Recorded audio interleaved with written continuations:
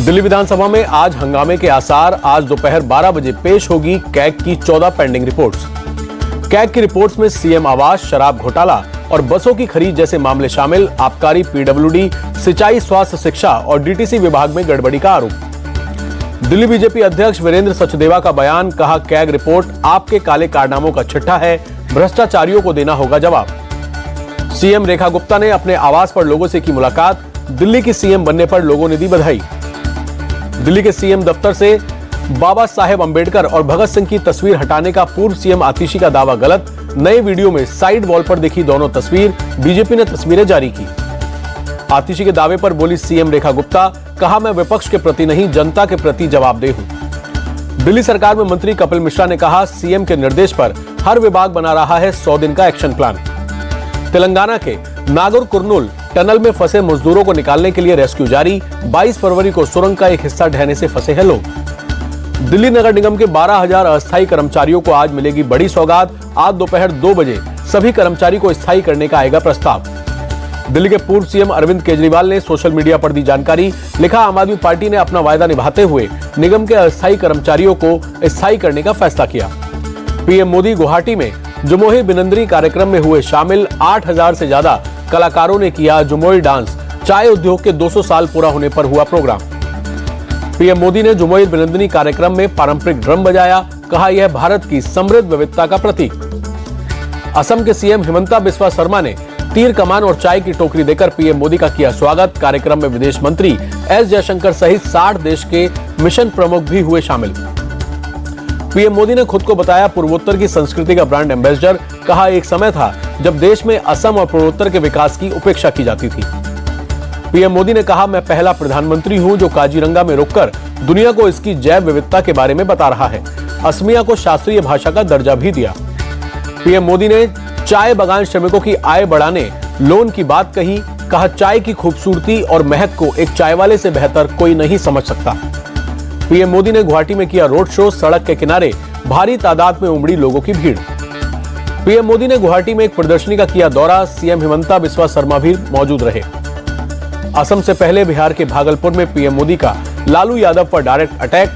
कहा, चारा खाने वाले किसानों के हालात नहीं बदल सकते। नीतीश कुमार को बताया लाडला सीएम। महाकुंभ को लेकर भी पीएम मोदी ने लालू यादव को घेरा।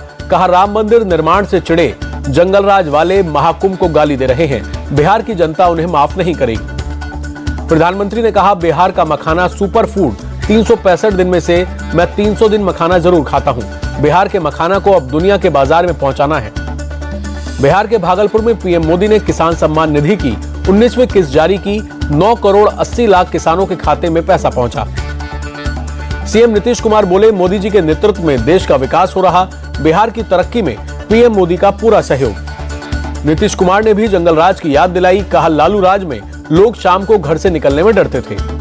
पीएम मोदी के बयान पर आरजेडी सांसद मनोज झा ने जवाब दिया। कहा, जैसे ही चुनाव करीब आता है प्रधानमंत्री अपनी विचारधारा और भाषा संतुलन खो देते हैं। मनोज झा ने कहा, बिहार के किसानों की समस्या देश के दूसरे हिस्सों से अलग है। पीएम मोदी जमीन पर आएं और बिहार के विशेष राज्य का दर्जा दें। यदि वो ऐसा नहीं करते तो बिहार के प्रति उनकी मंशा को दर्शाती है। केंद्रीय मंत्री शिवराज सिंह चौहान ने कहा, प्रधानमंत्री मोदी का जो स्वागत भागलपुर में हुआ वो अभूतपूर्व है।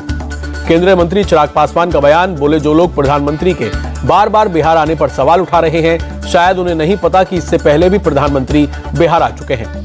कानून व्यवस्था पर विपक्ष के उठाए जा रहे सवालों पर यूपी के डिप्टी सीएम ब्रजेश पाठक का पलटवार। बोले, विपक्ष पूरी तरह से भटका हुआ है, उन्हें कुछ पता नहीं है। ब्रजेश पाठक ने कहा, उत्तर प्रदेश पूरे देश में नंबर 1 राज्य के रूप में स्थापित होने जा रहा है। विकास और कानून व्यवस्था बेहतर हो रही है। 3 मार्च को छत्तीसगढ़ सरकार बजट पेश करेगी। सीएम विष्णुदेव साय बोले, बजट समावेशी और जन कल्याणकारी होगा। पश्चिम बंगाल की सीएम ममता बनर्जी के भतीजे और सांसद अभिषेक बनर्जी के घर के पास बम मिलने की खबर निकली अफवाह। 2 संदिग्ध बॉक्स में मिली कुछ दवाएं। संभल हिंसा मामले में यूपी सरकार ने सुप्रीम कोर्ट में स्टेटस रिपोर्ट दाखिल की। कहा, कुआं मस्जिद के बाहर है और सार्वजनिक संपत्ति है।